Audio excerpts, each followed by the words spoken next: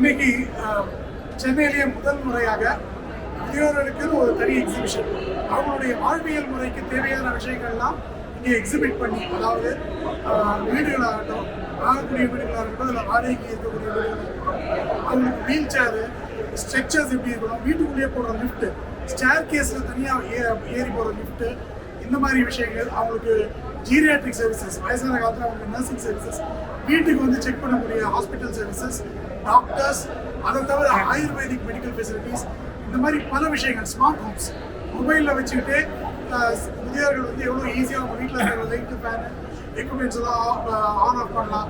இந்த மாதிரியான பல்வேறு ஸ்டால்ஸ் வந்து இங்கே எக்ஸிபிட் பண்ணியிருக்கோம். இதுக்கு ஒரு ரொம்ப நல்ல இது கிடச்சிருக்கு, நல்ல ரெஸ்பான்ஸ் கிடச்சிருக்கு. காலையிலேருந்து உட்காந்துக்கே டைம் இல்லை, அந்த மாதிரியான ஒரு நல்ல ரெஸ்பான்ஸ். இந்த மாதிரி ரெஸ்பான்ஸ் இருந்துச்சுன்னா கண்டிப்பாக 6 மாதத்துக்கு ஒரு தடவை கூட செய்யலாம் அப்படின்ற ஒரு ஐடியா இருக்குது. இன்னைக்கு வந்து நம்பர் ஆஃப் ஸ்டால்ஸ் வந்து 30 ஸ்டால்ஸ் இருக்காங்க. அது தவிர வந்து ஸ்டால்ஸ் இல்லாமல் பார்ட்டிசிபேட் பண்ணுறவங்க, ஹேண்ட் அவுட்ஸ் கொடுக்குறவங்க, ஆக்டிவிட்டி பண்ணுறவங்களாம் நிறைய பேர் இருக்காங்க. இது ஃபுட்பால்ஸ் மாத்திரம் காலையிலேருந்து இது வரைக்கும் 1000 பேர் தாண்டி. இங்கே ஒவ்வொரு ஸ்டால்லையும் ஒவ்வொரு கூப்பன், டிஸ்கவுண்ட் கூப்பன்ஸ், இன்ஃபர்மேஷனை தவிர நிறைய ஃபஸ்ட்டு இங்கே வரது இன்ஃபர்மேஷன் கோசம், அவங்க எஜுகேஷன் கோசம், அவங்களோட வாழ்வியல் முறையை பற்றி தெரிஞ்சுக்கிறதுக்கு. அது தவிர ஒவ்வொரு ஸ்டால்ஸுமே அவங்களுக்கு ஏதாவது ஒரு பெனிஃபிட் கொடுக்குறாங்க. ஒரு ஃப்ரீ ஹெல்த் செக் கொடுக்குறாங்க, ஃப்ரீ ஆயுர்வேதிக் செக்அப் கொடுக்குறாங்க, நிறைய டிஸ்கவுண்ட் கூப்பன்ஸ் கொடுக்குறாங்க. இந்த மாதிரி நிறைய பெனிஃபிட்ஸ். இன்னைக்கு சென்னை, கண்டிப்பாக அடுத்தது பெங்களூரில் நடத்தணும் இருக்கு, கோயம்புத்தூரில் நடத்தணும், கூடி சீக்கிரம் அங்கேயும் செய்யும். சீனியர் சிட்டிசன் என்ன மாதிரி சேஃப்டி நார்ம்ஸ் யோசிக்கிறாங்க, அந்த மாதிரி ஏதாவது அட்வைஸ் இருக்குதா? சேஃப்டின்றது அவங்களுடைய வீட்டு உண்டான செக்யூரிட்டி அண்ட் சேஃப்டிங்களா எல்லாமே, ஏன்னா சோஷியலி கூட எக்கனாமிக்கல் கூட, ஏன்னா அவங்க ஃபினான்ஷியல் சேஃப்டிங்கிறது அவங்க வந்து சீனியர் சிட்டிசன் ஆனதுக்கப்புறம் செய்ய முடியாது.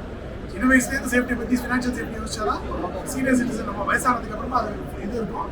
பட் ஆனால் அவங்க எப்படி அவங்க வெல்த்தை மேனேஜ் பண்ணிக்கலாம், இப்போ அவங்களுக்கு கொஞ்சமாக காசு இருக்குது, அதை வச்சுட்டு ரெகுலர் இன்கம் எப்படி கிரியேட் பண்ணிக்கலாம் அப்படின்னு அட்வைஸ் பண்ணுறதுக்கலாம்.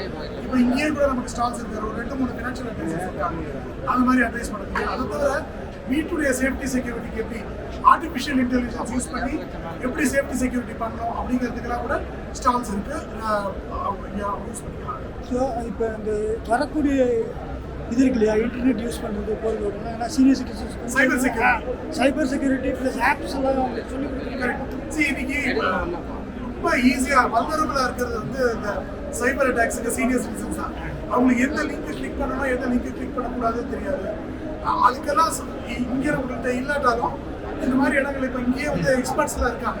கேட்டாங்கன்னா அவங்களுக்கு வந்து கோர்சஸே இருக்குது, courses for senior citizen for cyber security. எந்த மாதிரி ஆப்பெல்லாம் யூஸ் பண்ணணும், முதல்ல அவங்க பண்ணுறது அந்த ஆப்பெல்லாம் யூஸ் பண்ணாமல் இருக்கணும், தெரியாத ஆப் யூஸ் பண்ணக்கூடாது, தெரியாத லிங்கை கிளிக் பண்ணக்கூடாது. இதுதான் ஃபஸ்ட்டு லெசன். அது எக்ஸ்பர்ட்ஸ் இருக்காங்க சொல்லி கொடுக்குறது.